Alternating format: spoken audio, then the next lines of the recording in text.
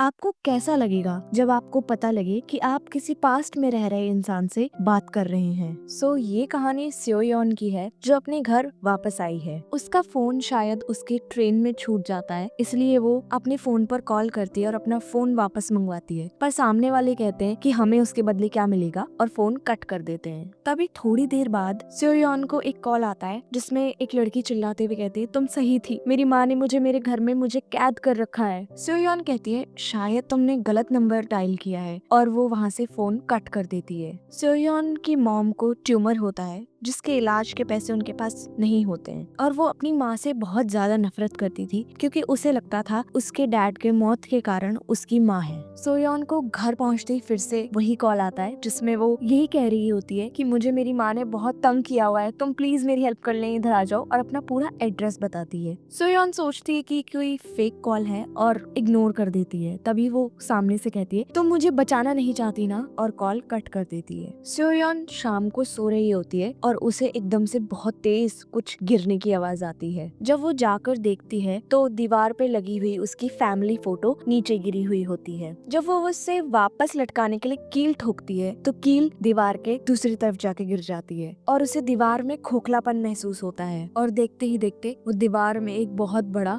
Whole कर देती है। दीवार के उस पार एक सीक्रेट रूम होता है जिसके अंदर सोयोन जाकर देखती है तो एक कुर्सी और कुछ पुरानी चीजें पड़ी होती है। वहाँ पर एक बॉक्स भी होता है जिसमें सोयोन जाकर चेक करती है कि क्या है। उसे उसमें 1999 की एक पुरानी डायरी मिलती है जिसमें योंगसुक की फोटो भी होती है। वो संघो से उसके बारे में पूछती है पर वो उसे उसके बारे में ज्यादा कुछ नहीं बताता और वहाँ से चला जाता है। सेयोन को दोबारा से वही कॉल आता है जिसमें वही लड़की जोर जोर से चिल्ला रही होती है और कहती है, मेरी माँ मुझे मार डालेगी। और वो लड़की और कोई नहीं, योंगसुक ही होती है। और वो अपनी माँ से मार खाने के बाद दोबारा सेयोन को फोन करती है जिसमें सेयोन उसे बताती है कि तुम्हारी डायरी मेरे हाथ में है, और उसने जो जो उसमें लिखा होता है वो उसे पढ़कर दोबारा बताती है। सेयोन योंगसुक को बताती है कि आज रात को एक प्लेन क्रैश होने वाला है, जिसके बाद वो फोन कट कर देती है। योंगसुक की सौतेली माँ एक तांत्रिक होती है और उसे खाना खाते हुए न्यूज में देखते हुए पता चलता है कि सच में एक प्लेन क्रैश हुआ है। इस बार सोयोन योंगसुक के फेवरेट सिंगर के बारे में उसे पूछती है और उसे उसका गाना भी सुनाती है। वो उसे ये भी बताती है कि वो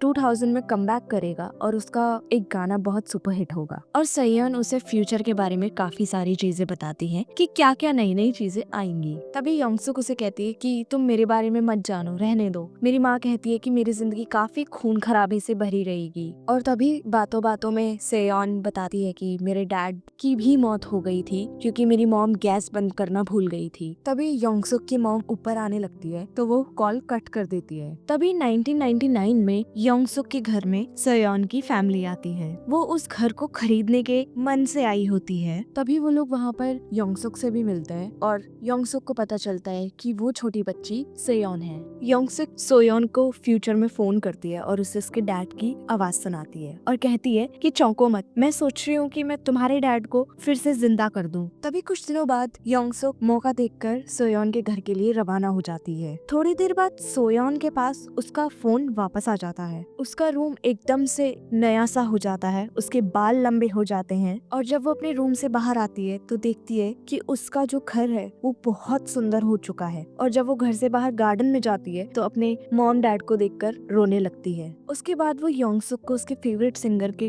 गाने सुनाती है। योंगसुक उसके लिए काफी सारे स्नैक्स और कॉमिक्स भी छुपा कर रखती है, जिसे बाद में जब फ्यूचर में सेयोन देखती है तो वो खराब हो चुके होते हैं। इसी बीच जब सेयोन अपने पेरेंट्स के साथ बिजी हो जाती है और योंगसुक का फोन जाने अनजाने में इग्नोर कर देती है तो योंगसुक को उस पर बहुत गुस्सा आता है। तभी जब एक दिन सोयोन योंगसुक का फोन उठाती है तो वो उसे बोलती है कि तुम ऐसा क्यों कर रही हो, तुमने मुझे कहा था कि तुम कॉल करोगी, और बहुत अजीब तरीके से हंसने लगती है। और उसके थोड़ी देर बाद सेयोन से योंगसुक की मॉम उससे बात करती है और कहती है दोबारा कॉल किया तो छोड़ूंगी नहीं, और उस पर तंत्र मंत्र कर कर उसकी पिटाई करना शुरू कर देती है। अगले दिन योंगसुक जब सेयोन को फोन करती है तब वो उसे बताती है कि तुम ध्यान से सुनो मेरी बातें। तुम्हारी मॉम आज तुम्हें मारने वाली है। तुम पहले ही इस घर में मर चुकी हो। और जब योंगसुक की माँ उसे मारने आती है तब वो वहाँ नहीं होती, दरवाजे के पीछे छुपी हुई होती है और पूछती क्यों मारना चाहती थी मुझे। तभी उसकी माँ कहती है कि तुम्हारी किस्मत में कई सारी मौतें लिखी हैं, और हंसते हंसते अपनी माँ का मर्डर कर देती है। ये बात वो सेयोन को नहीं बताती कि उसने अपनी माँ का मर्डर किया है, और योंगसुक आजाद होकर घर से बाहर निकल जाती है। इधर सेयोन के घर पर स्ट्रॉबेरी ओनर सांगहो आता है और उन्हें खूब सारी स्ट्रॉबेरी दे देता है। एग्जैक्टली उसी दिन पास्ट में स्ट्रॉबेरी ओनर योंगसुक के पास भी जाता है और वो उसे अंदर ले जाकर उससे कपड़ों की चॉइस पूछने लगती है। सांगहो जब स्ट्रॉबेरीज अंदर रखने के लिए फ्रिज का दरवाजा खोलता है तब उसमें उसे बहुत स्मेल आती है, और जब एक थैली नीचे गिर जाती है और वो उसे देखकर घबरा जाता है तो योंगसुक कहती है क्यों खोला तुमने उसे।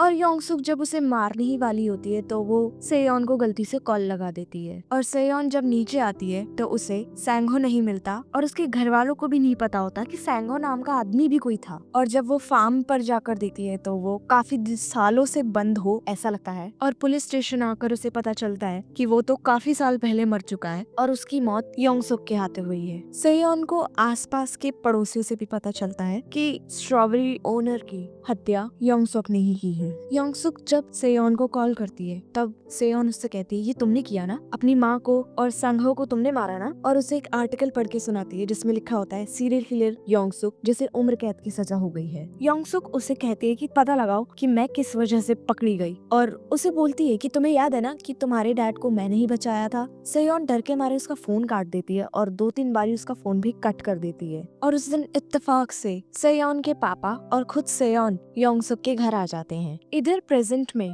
सेयोन और उसके पापा उसे ड्राइविंग करना सिखाते हैं, और वो अपने डैड से बात करते करते एक टनल में जाती है और उसके डैड उसे धीरे धीरे डिसअपियर होते हुए दिखते हैं। उसके कार का कांच टूट जाता है और उसकी कार भी धीरे धीरे गायब हो जाती है। जिस स्टेट में सोयोन पहले थी वो उसी स्टेट में वापस आ जाती है। सोयोन जब अपने घर वापस आती है तो वो घर काफी जला हुआ होता है और उसे फिर से योंगसुक का कॉल आता है। वो बताती है कि छोटी सोयोंग उसके पास है और उसे 1 घंटा देती है कि वो कैसे पकड़ी गई वो सोयोंग को बताए। सोयोन उसे काफी रिसर्च करने के बाद बताती है कि तेरा फेंका हुआ चाकू पुलिस को मिलेगा और तेरी उंगलियों के निशान उस पर मिलेंगे, और उसे एक जगह का एड्रेस देती है। कहती है कि वहाँ पर ये कबाड़ी वाला आएगा, 5 बजे से पहले उस कबाड़ी को पकड़ ले। योंगसुक उस जगह पर पहुँच जाती है और उस कबाड़ी का इंतजार कर रही होती है। तभी उसे किसी की आवाज आती है और वो बाहर उन्हें देखने चली जाती है, और उतनी ही देर में वहाँ पर एक बहुत बड़ा धमाका होता है। सोयोन कॉल ना आने का वेट कर रही होती है, तभी उसके फोन पर उसे फोन आता है तो वो थोड़ा रिलीफ फील करती है, पर योंगसुक उसे कॉल करती है और उसे कहती है कि मुझे नहीं पता था तो जैसे छोटी प्यारी बच्ची इतनी बेकार निकलेगी, और उसे खौलते हुए पानी की आवाज सुनाती है। सोयोंग रोते हुए कहती है तेरी मुझसे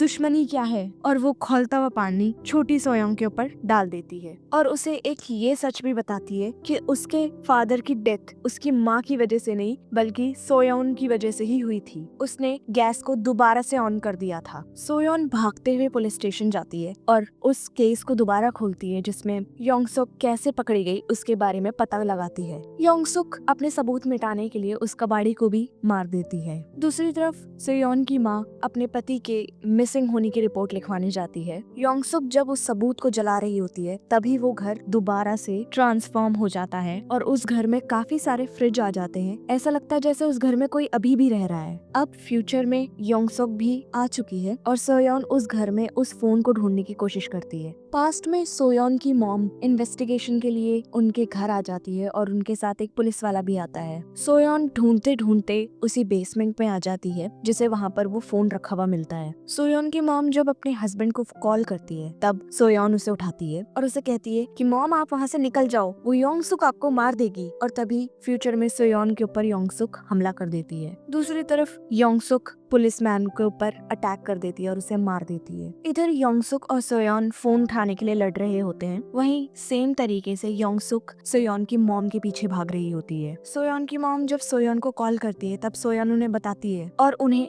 हमला करने का तरीका बताती है। सोयोन की मॉम छोटी सोयोन की आवाज सुनकर बाहर आ जाती है और उतने में योंगसुक उस पर हमला कर देती है। तभी वो उनका हमला रोक देती है। सोयोन की मॉम पर हमला कर योंगसुक बाहर आती है और उन्हें लगता है वो मर गई है, पर वो बाहर बाहर आकर योंगसुक को नीचे अपने साथ गिरा देती है। इधर सोयोन के ऊपर योंगसुक हमला करने ही वाली होती है, उतने ही पल में वो गायब हो जाती है। सोयोन को लगता है कि उसकी मॉम योंगसुक के साथ ही मर गई है और वो उनकी कब्र पर उनसे मिलने भी जाती है। पर लकीली सोयोन की मॉम उसे वहाँ पर मिलती है और उनसे कहती है कि तुम कहाँ थी, मैंने तुम्हें इतना कॉल किया। और वो दोनों वहाँ से जाने लगती हैं। तभी एक ट्विस्ट होता है जिसमें योंगसुक ने पास्ट वाली योंगसुक को पहले ही बता दिया होता है कि उसकी मॉम उसे कैसे मारेगी, और योंगसुक मरी नहीं होती, जिंदा होती है। इधर फ्यूचर में सोयोन की मॉम गायब हो जाती है और सोयोन योंगसुक की कैद में आ जाती है, बिल्कुल उसी तरह जिस तरह से योंगसुक की मॉम ने उसे रखा हुआ था।